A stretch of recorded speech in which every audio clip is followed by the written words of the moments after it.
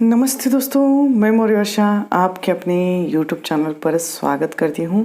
आज हम राजस्थानी हिंदी की दूसरी उपबोली जिसका नाम है जयपुरी, उसका परिचय देखने वाले हैं। ठीक है, क्योंकि राजस्थानी हिंदी की 4 उपबोलियाँ हैं, जैसे मारवाड़ी, जयपुरी, मेवाती और मालवी।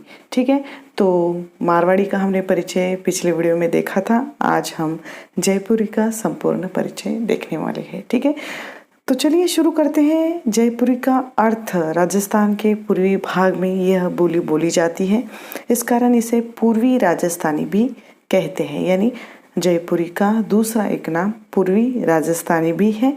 इसका केंद्र जयपुर होने के कारण इसे जयपुरी भी कहते हैं।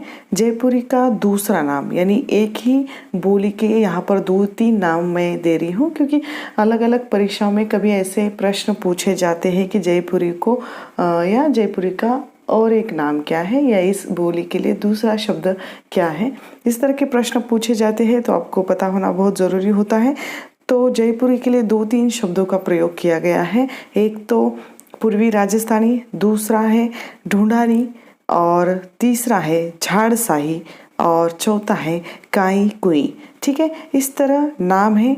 ढूंढानी भी है, इस क्षेत्र का नाम ढूंढान भी से संबंधित होने के कारण, या जो जयपुरी के आसपास बोली जाती है इसलिए उसका नाम जयपुरी, और ढूंढान के क्षेत्र में बोली जाती है इस कारण उसका नाम ढूंढानी, और झाड़साई, काई कुई। इस तरह इस बोली के 4 नाम होते हैं।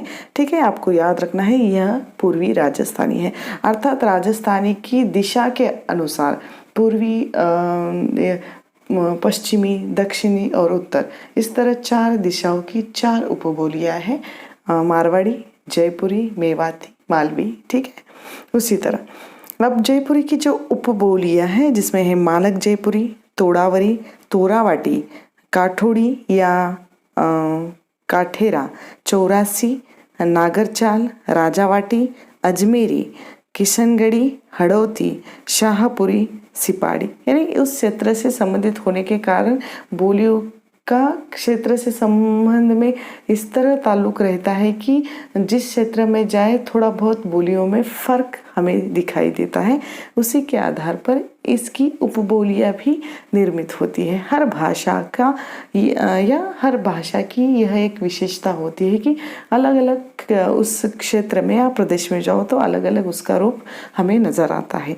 ठीक है, इस बोली का यानी जयपुरी का उद्भव और विकास है कि इस बोली का विकास सौर शनि अपभ्रंश के नागर से हुआ है। क्षेत्र इस बोली का राजस्थान का पूर्वी भाग, जयपुर, अजमेर, किशनगढ़, इंदौर, अलवर के अधिकांश भाग, टोंक, दौसा आदि। ठीक है, इसके बाद इसकी बोलने वालों की संख्या यानी 16 लाख के ऊपर बताई जाती है जॉर्ज ग्रेसन के अनुसार, जब उन्होंने इस पर सर्वे किया था तब की ये बात है। यानी प्रथमतः जब बोलियों का विभाजन परक अध्ययन जॉर्ज ग्रियर्सन के द्वारा किया गया था, तो उन्होंने थोड़ा सा सर्वे करके भाषा की संख्याओं को बताया था। वही संख्या मैं यहाँ पर दे रही हूँ, क्योंकि हर 10 साल के बाद जब जनगणना होती है तो उसकी संख्या बढ़ती होगी, घटती होगी। तो ये आपको बात याद रखनी है कि ये अनुमानता है, और लगभग यहाँ दिया गया है कि 16 लाख के ऊपर बताई जाती है जयपुरी की संख्या। इस बोली का साहित्य सिर्फ लोक साहित्य मिलता है, साहित्य रचना इसमें कम मिलती है। सिर्फ दादू और उनके पंथ का काफ़ी साहित्य जयपुरी में मिलता है। ठीक है, अब इसके बाद इस बोली की विशेषताएं इसमें है। जयपुरी बोली के कुछ ध्वनि परिवर्तन दिखाई देते हैं, जिसमें आ की जगह ई, जैसे सड़ की जगह सिंड, यानी वह इकारांत होता है। ई की जगह अ, पंडित की जगह पंडित, ऊ की जगह अ यानी मानुक की जगह मिनखा की, आ की जगह ई, जैसे मामुक की जगह मिनक, छोटे न की जगह बड़ा न, जैसे कहानी तो खानी। इस तरह ध्वनि परिवर्तन इस बोली में होता है। जयपुरी में ह ध्वनि का लोप हो जाता है, जैसे हम शहर कहते हैं तो शहर, हम शहर कहते तो शेर। इस बोली में अल्प प्राणीकरण की प्रवृत्ति मिलती है, जैसे खुशी यानी कुशी, जीभ यानी जीभ, आधा यानी आदो आदि। इस बोली में महाप्राणीकरण की प्रवृत्ति भी मिलती है, जैसे वक्त के लिए बखत आदि। इस बोली में संज्ञा के निम्न रूप मिलते हैं, जैसे घोड़ा, घोड़ों, घोड़िया, घोड़िया आदि। जयपुर में प्रयुक्त कुछ सर्वनाम द्रष्टव्य है, जैसे मैं, अय्या, महा, मयू, तू, थ, ते, थान, वे, ऊ, जो, ती, कुन, कोऊ आदि। इस बोली के विशेषण भी विशिष्ट है, जैसे चोखो, एक, चार, छः आदि। जयपुरी बोली की कुछ क्रिया निम्नलिखित है, जैसे चढ़ू, चढ़ा, चढ़ो, चढ़े, चढ़ो, चढ़ूला, चढ़स्यूं आदि। इस बोली में संबंध कारक को का और की प्रचलित है, यानी संबंध कारक को, का, की इसमें आते हैं।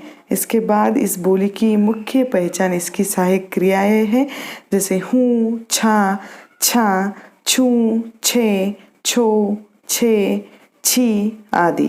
इस बोली में भविष्यत यानी भविष्य काल के लिए लो, ला, सु, सी कृंदन का प्रयोग होता है। ठीक है, तो इस तरह इस जयपुरी बोली की कुछ विशेषताएं हैं जो आपको याद रखनी है, और इस बोली का ये संक्षिप्त में संपूर्ण परिचय आप लोगों को कैसा लगा मुझे कमेंट करके ज़रूर बताएं। अगर आप लोगों को ये मेरे वीडियो पसंद आ रहे हैं तो प्लीज़ लाइक और सब्सक्राइब कर दीजिएगा। ठीक है, तो यहाँ पर हम रुकते हैं, जल्द मिलेंगे एक नए वीडियो में एक नए विषय के साथ। तब तक के लिए धन्यवाद।